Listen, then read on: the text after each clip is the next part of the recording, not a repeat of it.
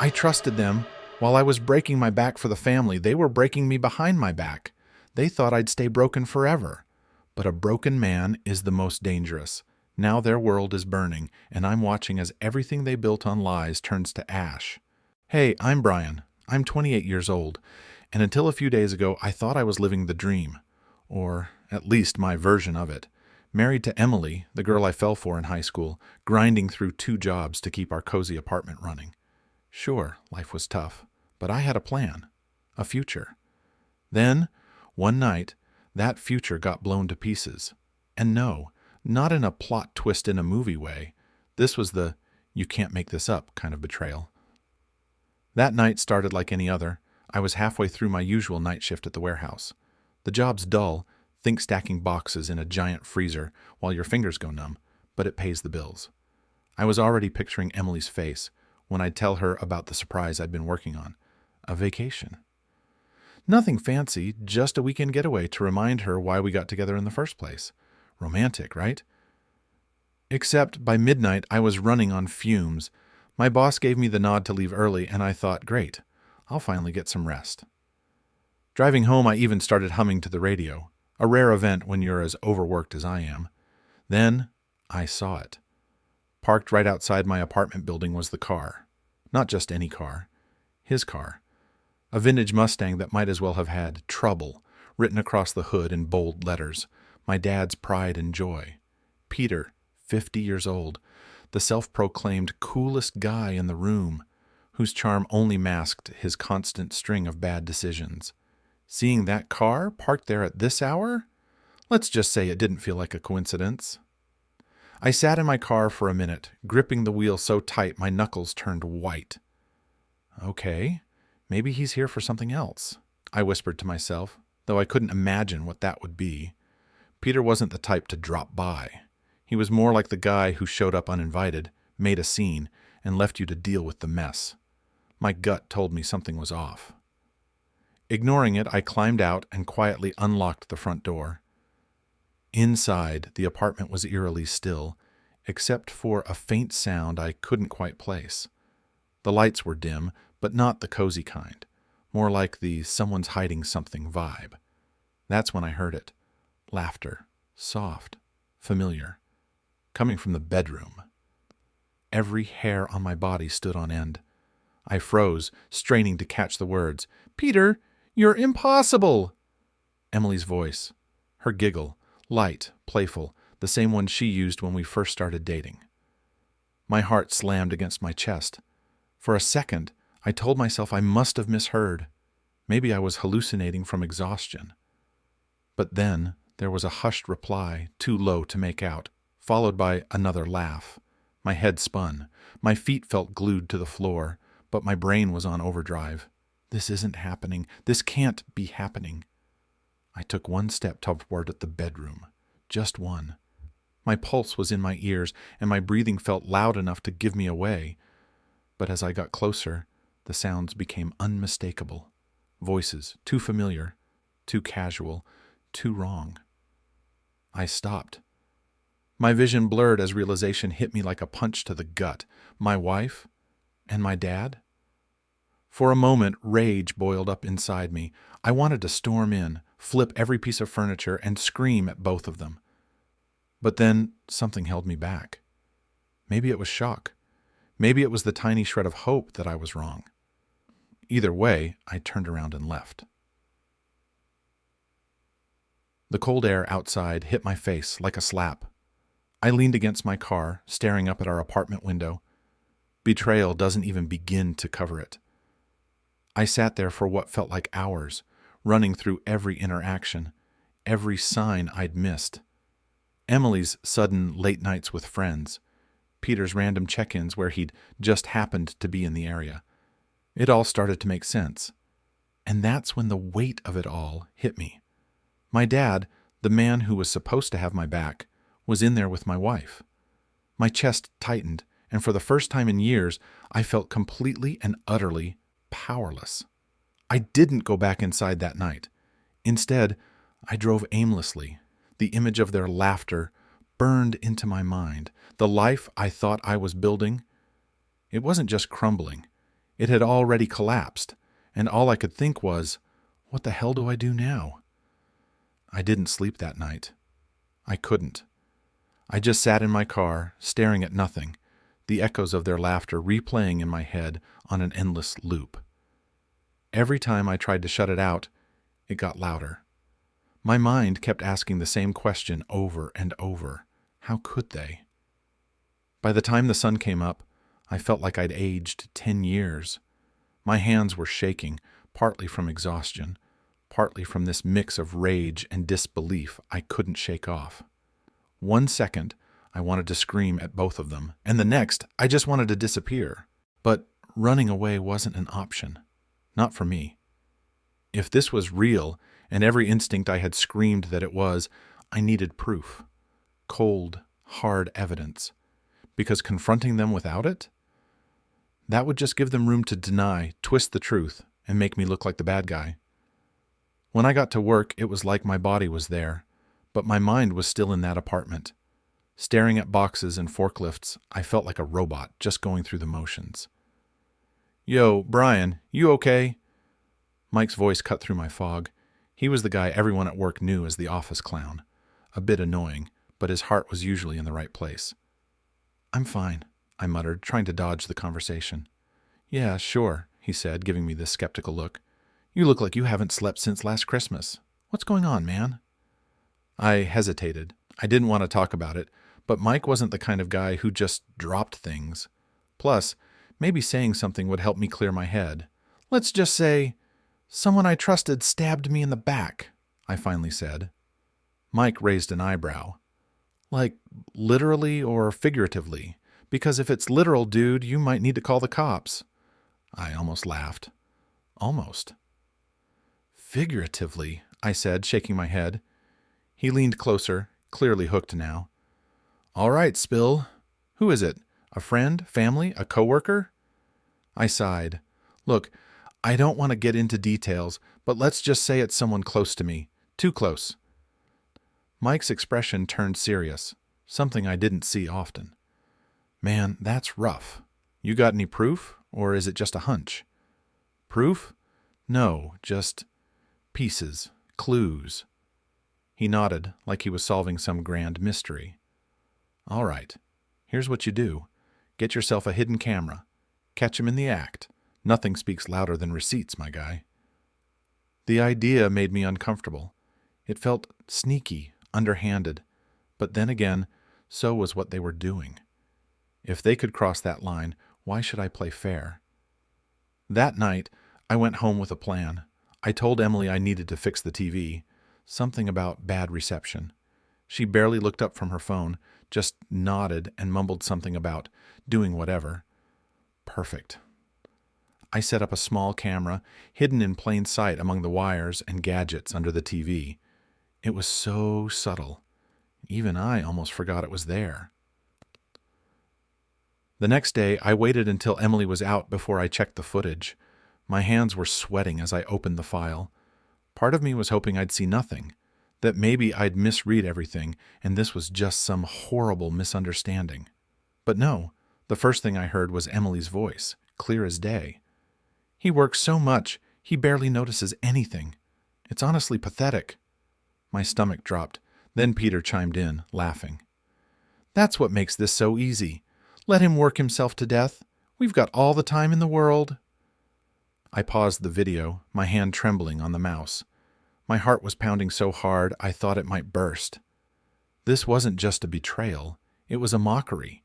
They weren't just sneaking around, they were enjoying it. I played the rest of the clip, watching as they casually lounged on my couch, talking about me like I was some clueless fool. Emily called me her hard-working mule. Peter made a joke about how I'd probably thank them for keeping each other company. By the time the video ended, I couldn't feel my hands anymore. I was shaking so badly, I had to set the laptop down. This wasn't just cheating. This was calculated, deliberate, and cruel. It wasn't enough for them to betray me. They had to humiliate me too. For a moment, I just sat there, staring at the screen, trying to process what I'd just seen. The anger was back now, hotter and sharper than before.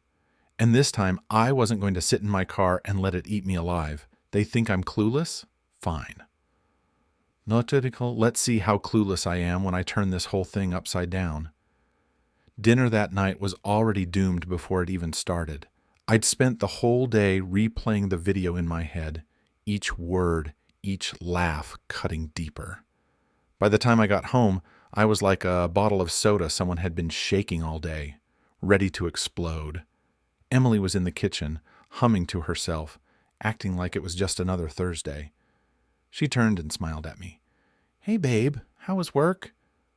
I stared at her, trying to figure out how she could be so normal. How do you stand there and ask about my day like you didn't spend last night cozying up to him? My jaw tightened, but I forced a smile. "Same old," I said, keeping my voice steady.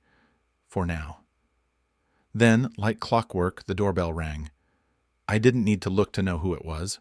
Peter, of course. He strolled in with that over-the-top swagger of his, like he owned the place. "Hope I'm not interrupting," he said, his voice dripping with fake charm. "No, not at all," Emily chirped, all smiles. "Dinner's almost ready." I gripped the back of a chair so hard my knuckles turned white. This was going to be a long night. The three of us sat down at the table. Emily had made spaghetti, her special recipe, the one she always claimed was my favorite. Normally, I'd eat it up without a second thought, but tonight it tasted like cardboard. "Brian," Peter started, twirling his fork like he was some kind of food critic, "you've been working a lot lately. You should take a break. Relax a little." Relax?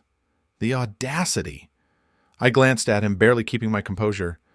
"Some of us have responsibilities," I said, my tone sharper than I intended. Emily jumped in, trying to smooth things over. "He's just saying you deserve a little downtime, babe." Babe. That word coming out of her mouth made my skin crawl. I took a deep breath, staring at my plate, trying to drown out the sound of their voices. But it didn't work. About halfway through dinner, I couldn't take it anymore. The fake smiles, the forced small talk. It was all too much. I slammed my fork down so hard it rattled the table. Both of them froze, staring at me. "How long?" I asked, my voice low but deadly. Emily blinked, confused. "What?" I locked eyes with her, my anger finally spilling over. "How long have you two been sneaking around behind my back?" The room went dead silent. Emily's face drained of color, while Peter leaned back in his chair, trying to look calm, but failing miserably. "Brian," he said, his tone sickeningly condescending, "I have no idea what you're talking about."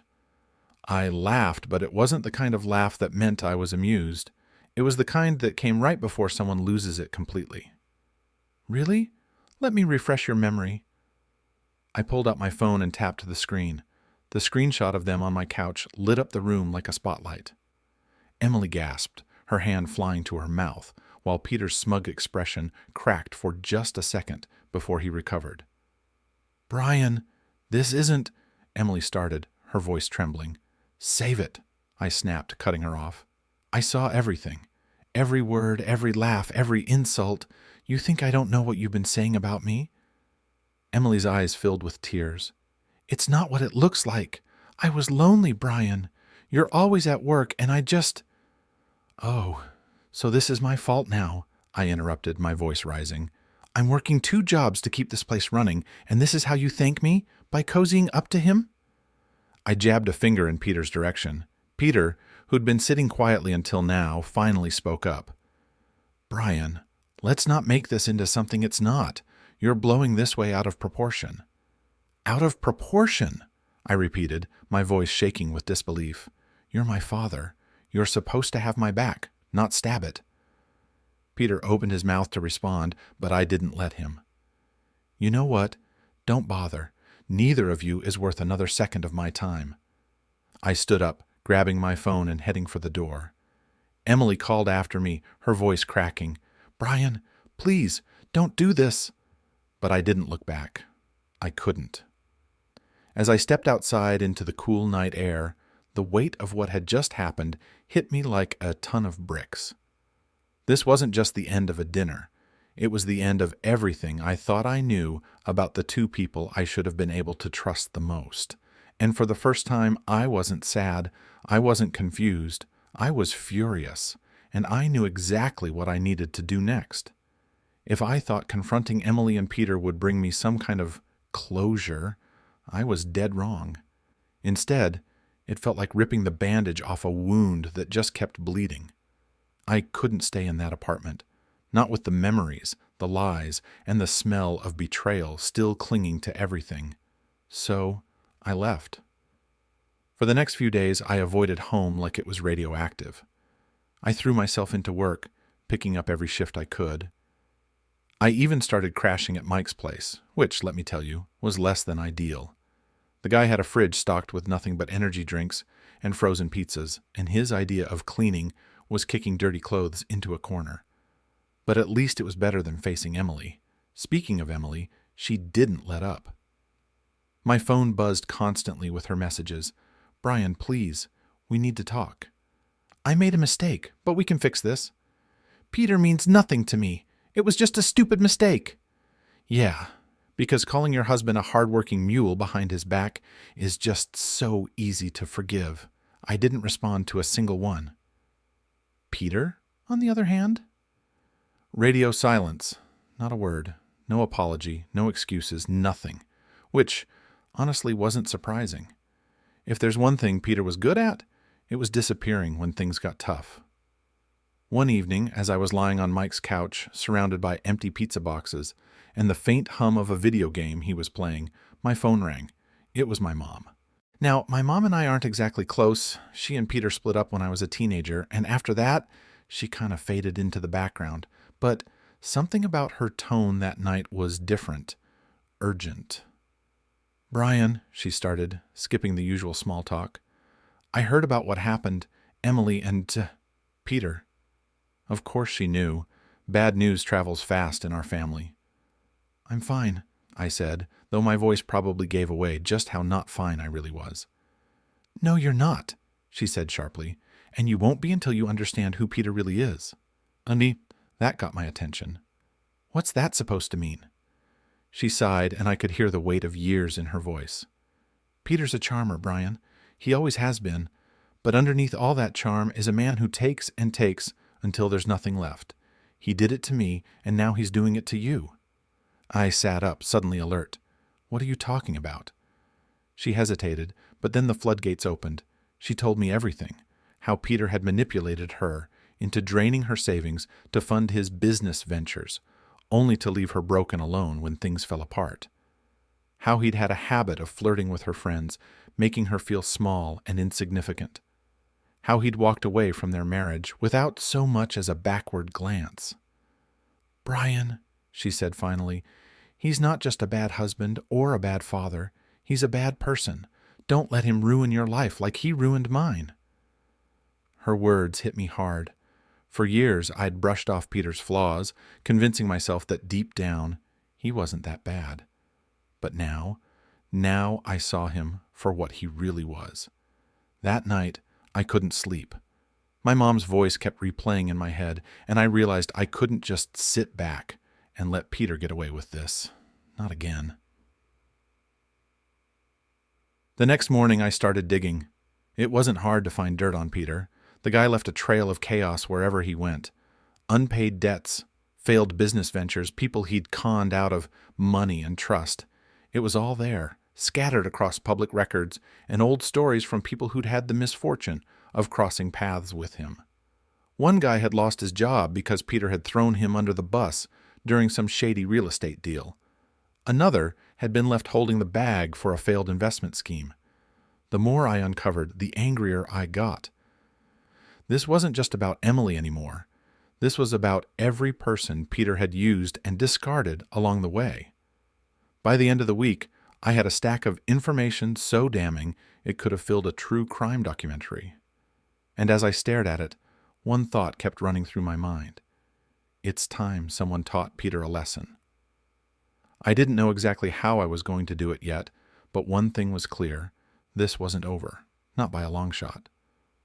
The more I thought about it, the more I realized one simple truth. If I wanted to take Peter down, I couldn't just go in guns blazing. No, this needed finesse, a plan so good it would leave him with no way out. And if there's one thing Peter loved more than himself, it was money. So I decided to hit him where it hurt most. First, I reached out to Kevin, an old buddy of mine from high school who'd made a name for himself in finance. Kevin was one of those guys who could crunch numbers faster than you could say 401k, and he owed me a favor from way back when. "Brian," he said, sounding way too excited when I called. "Haven't heard from you in years. What's up?" "Oh, just trying to be all grown up and responsible," I replied, forcing a laugh. "I've been thinking about investments lately, maybe diversifying a little. Thought you might have some advice?" Kevin was hooked immediately. "You came to the right guy. Let's grab coffee and I'll walk you through everything." Perfect. At the coffee shop, I played my part like a pro. I let Kevin talk my ear off about portfolios, mutual funds, and God knows what else, while I casually steered the conversation toward freezing assets and leveraging debts. "So, let's say someone hypothetically has a lot of outstanding debts," I said, swirling my coffee like I actually cared. "Is there a way to, use that against them?" Kevin raised an eyebrow but didn't press. "Well, yeah. If someone's in enough debt, you can buy out those debts and basically control their financial future. But that's risky. Why do you ask?" "Oh, just curious," I said, shrugging. For a friend." By the end of the meeting, I had all the information I needed. And the best part? Kevin had no idea what I was really planning. Meanwhile, I started playing nice with Emily. It wasn't easy. Every time she texted, I wanted to throw my phone across the room. But I knew I needed her to trust me if this was going to work. "Hey," I texted one evening, keeping it short and sweet. "Maybe we should talk." Her reply came almost instantly. "Really?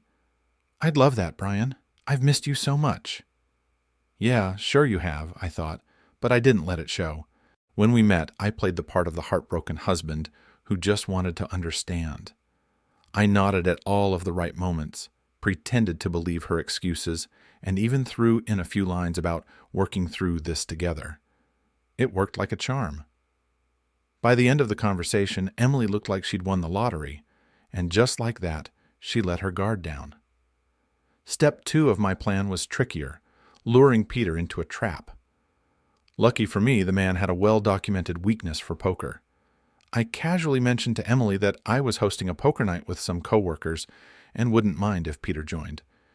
Since we're all trying to move past everything," I said, barely keeping a straight face. She bought it, of course, and so did Peter. "Poker, huh?" he said when I called to invite him. "I haven't played in years, but sure, why not? It'll be fun."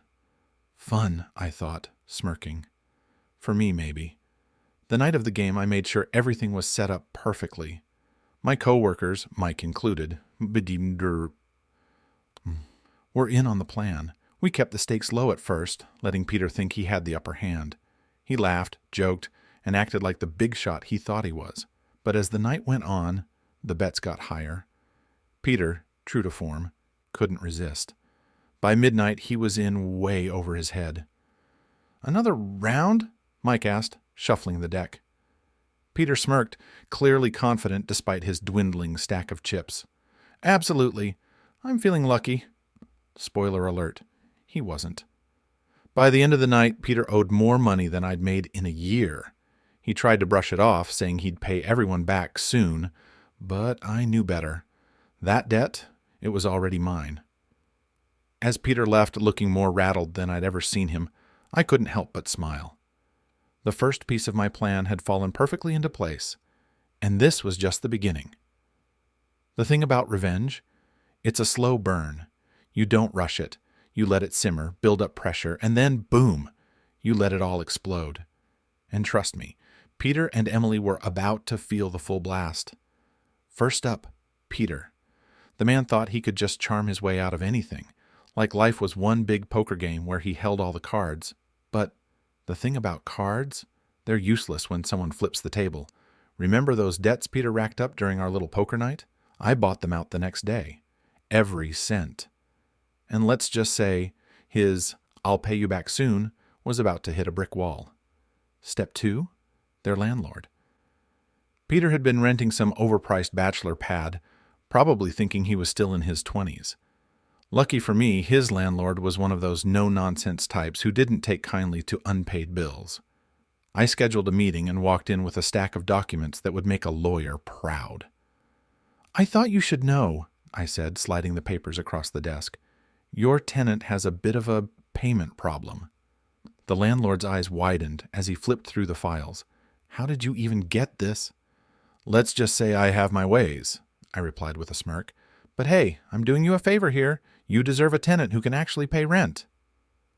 Within a week, Peter was out on the street, his Mustang stuffed with whatever he could salvage. Watching him drive off from the corner of the block, priceless. Next, it was Emily's turn. Filing for divorce was easier than I thought, thanks to the video evidence. My lawyer didn't even flinch when I handed over the footage. "This will speed things up," she said, nodding. "With this, she doesn't have a leg to stand on." Music to my ears. The papers were filed, and Emily was officially in checkmate. But I wasn't done yet. See, I knew Emily well enough to predict her next move. She'd try to play the victim. And right on cue, the messages started flooding in. "Brian, please, can we talk?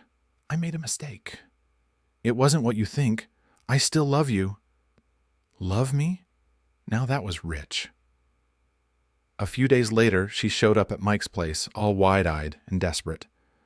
"Brian, I know you're hurt, but we can fix this. Peter doesn't mean anything to me. It was just a stupid mistake." I leaned against the doorframe, arms crossed, and stared at her like she'd just asked me to forgive a tornado for destroying my house. "A mistake," I said, my voice cold. "Emily, mistakes are spilling coffee or forgetting someone's birthday. What you did, that was a choice."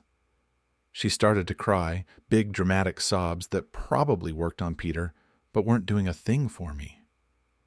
"I was lonely," she wailed. "You were always working, and I—" "Stop," I said, cutting her off.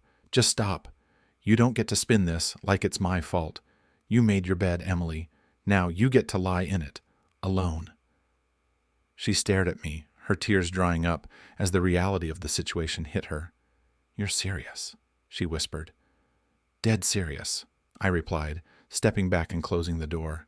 The divorce process was fast-tracked, and just as my lawyer predicted, Emily walked away with nothing. No alimony, no apartment, no pity. The best part, she had to move back in with her parents, who weren't exactly thrilled about the situation. As for Peter, he was bouncing between motels, probably charming the front desk staff into giving him discounts. I didn't feel bad, not even a little, because for the first time in weeks, I was the one holding all the cards, and believe me, it felt good. If there's one thing life taught me during all this, it's that karma doesn't just knock. It kicks the door down and takes a seat at the table. And boy, did Peter and Emily get their fair share of it. Peter's downfall was almost too perfect. The man who once strutted around like he owned the world was now a walking disaster.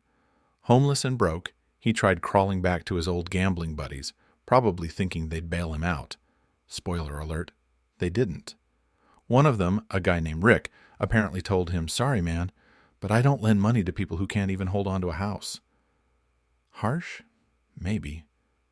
But I couldn't help but smile when I heard it.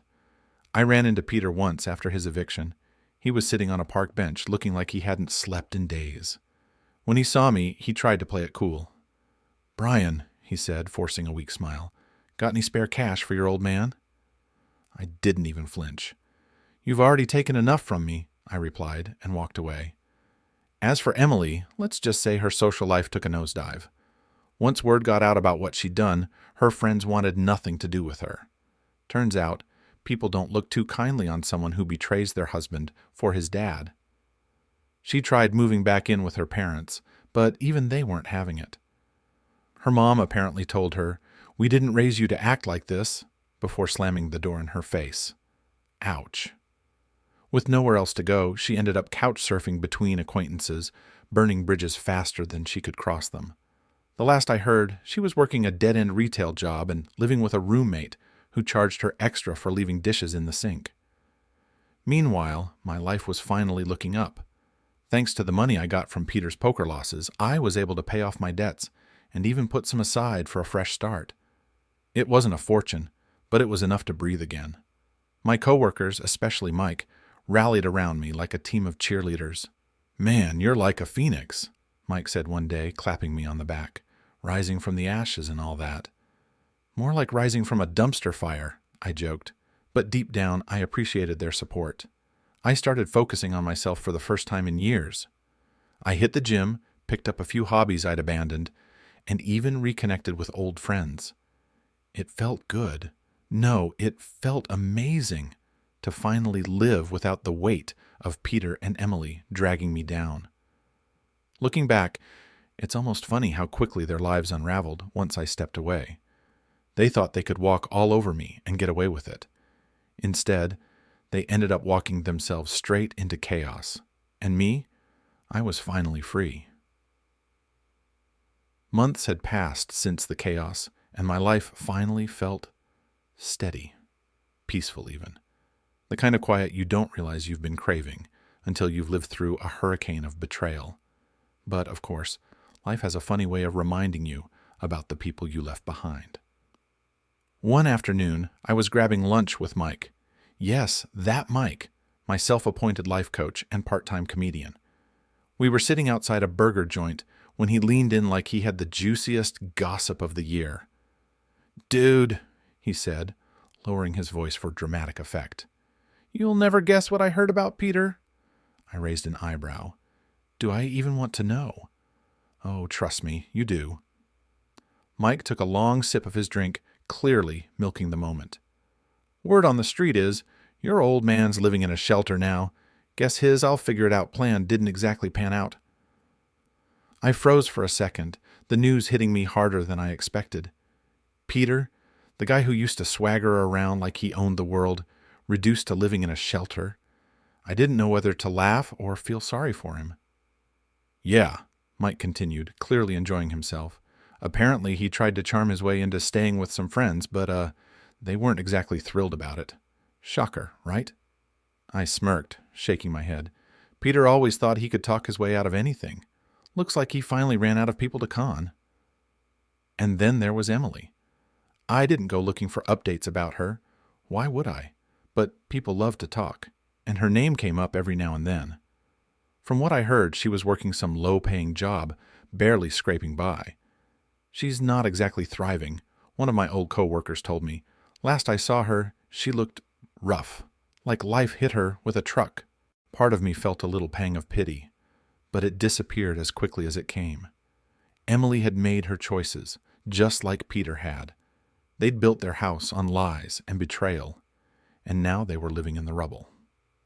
One night, as I sat on my couch, in my new place, I found myself reflecting on everything that had happened. Losing my wife and father in one fell swoop should have destroyed me, but instead it had done the opposite. I thought about the Brian I used to be, the guy who worked himself to exhaustion, who bent over backward to keep everyone happy, who let people walk all over him. That guy was gone. In his place was someone stronger, someone who knew his worth. It wasn't about revenge anymore. It wasn't about Peter or Emily or what they'd done to me. It was about moving forward, about taking back control of my life. I stood up, walked over to the window, and looked out at the city lights. For the first time in what felt like forever, I felt free. Free to live on my terms. Free to be happy. And as I stood there, I realized something else. I didn't need closure from them. I'd already found it within myself.